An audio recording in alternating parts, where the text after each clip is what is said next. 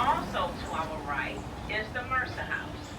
Now this house was built for Hugh Mercer, great-grandfather of singer and songwriter Johnny Mercer. The house became famous in the book and the movie, Midnight in the Garden of Good and Evil. Now the room on the far side of the house is where Jim Williams was accused of killing his young friend.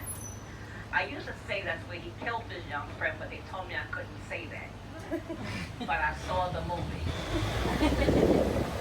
If you look on the trolley, Gaddy corner to your left, Temple Mikvah Israel, this is the only Gothic style synagogue in the United States.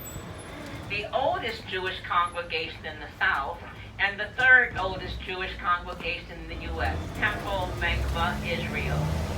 Coming up on our right, the Armstrong House. Now this house was featured in the movie Midnight in the Garden of Good and Evil. It was from this house that they walked the imaginary dog. The fence out front is a replica of the fence from Buckingham Palace. It should. Look out the front of the trolley. Sorry. See our beautiful Forsyth Park? Actually, recording this. In the front of Forsyth Park is the Marine War Monument. This monument was dedicated in 1947, and it honors the Marines that lost their lives during the Second World War. Beyond the Marine War Monument is our lovely Forsyth Fountain. Forsyth Fountain was placed in Forsyth Park in 1858.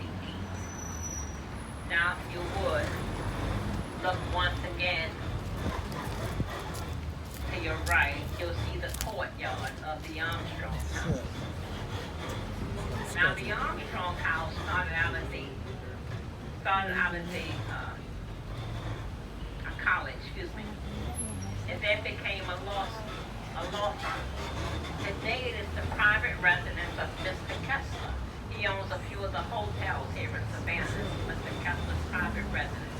Now, ladies, I checked him out. He's married. I had to check him out. Look at the detailed ironwork on this lovely house here to our right. Now look in between the house on top of the post, and what you're looking for is the pineapple. You see, the pineapple was a sign of hospitality. It means welcome. So when the lady of the house would have guests over, she'd take the pineapples and place them on the mantle. When it was time for the guests to leave, she'd simply take the pineapples down. Very subtle, very subtle. As we turn to our left, we'll be leaving the historic district, and we'll be entering into the Victoria district. I'm not trying to. You guys put pineapples in your football? Now here to our right is the Georgia Historical Society. Notice the difference in the style of the homes in this area. They are of Italian, Romanesque Bible. Our left, we have beautiful Forsyth Park. The monument is the center of Forsyth Park. The Confederate War Monument.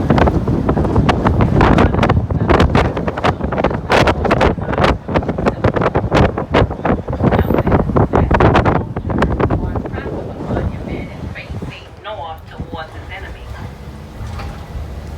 10 years after the Civil War was over, the Confederate wives and their daughters put their money together. They had that monument.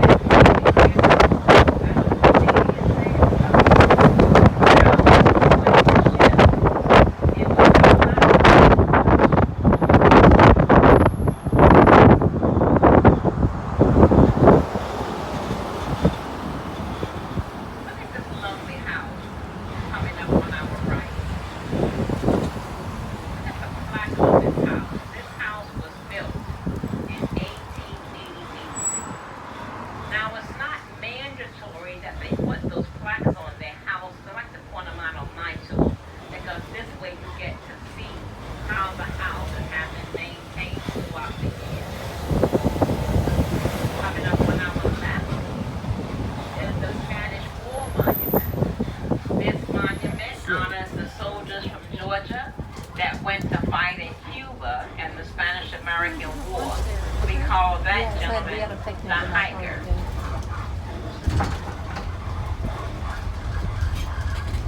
Now here to our right today is the Welfare Homes Department. This is the senior residence.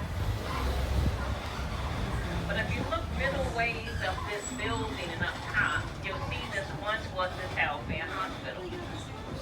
Once again, Miss Mary Welfare, Welfare that woman of many Hospital. stipulations, she had this hospital built for women only, and she stipulated that. So the only way that a man could get inside of this building, he had to be born there, and then he had 3 days in which to leave. We still love y'all though. We do. Over to our left and get another view of our beautiful Forsyth Park. Forsyth Park is named Savannah Forsyth. He was Secretary of State when Andrew Jackson was in administration. Now we'll be turning right onto Cement Street. Straight ahead of us in a few levels left as we turn to our right is the mansion on Forsyth Park. This is one of Mr. Kessler's hotels. This is the mansion on Forsyth Park. Now this is a 4-story, 3-diamond hotel. 126 rooms, 16 suites. Inside, you'll find a full-service spa, a gourmet culinary school, an art gallery. And the original portion of the mansion was built in 1888. It was designed by Alfred Eckford. That is the mansion on Forsyth Park.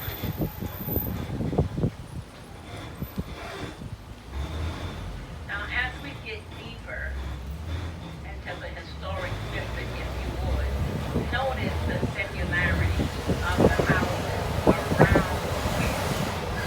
Also notice that the entranceway to these houses is always above ground.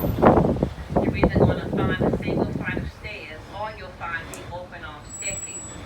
Now, the reason for this, during that time, the streets weren't paved. That high entranceway kept the dust and the dirt out of the houses. I'm sure in the afternoon they got a nice cool breeze, but the bottom portion of the house is where the kitchen and the servants' quarters were kept. Now we are approaching stop number 5 in the south of the Georgia Historical Society, Forsyth Park. The mansion on Forsyth Park. This is a restroom and restaurant stop. Anyone who stop number 5.